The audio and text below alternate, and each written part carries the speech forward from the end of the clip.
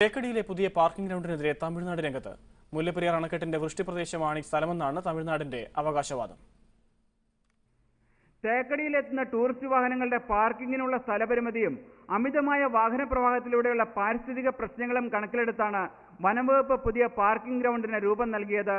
തേക്കടി വനത്തിന് പുറത്തുള്ള ആനവച്ചാൽ ഭാഗത്തെ തുറസ്സായ സ്ഥലത്ത് ഹരിത ട്രിബ്യൂണലിന്റെ അനുമതിയോടെയുമാണ് ഇതിനുള്ള ജോലികൾ പുരോഗമിക്കുന്നത്.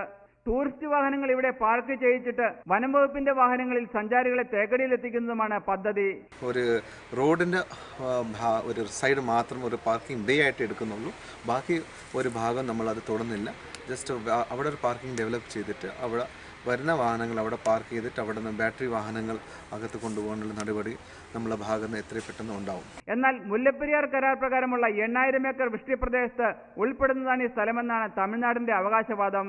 അണക്കെട്ടിലെ ജലനിരപ്പ് 152 അടിയായി ഉയർത്തുമ്പോൾ വെള്ളം കയറാനുള്ള സ്ഥലമാണെന്നും അതിനാൽ ഇത് പാർക്കിംഗ് ഗ്രൗണ്ട് ആക്കുന്നത് തടയാനായി സുപ്രീം കോടതിയെ സമീപിക്കാനുമാണ് തമിഴ്നാടിന്റെ നീക്കം. ഏഷ്യാനെറ്റ് ന്യൂസ്, ഇടുക്കി.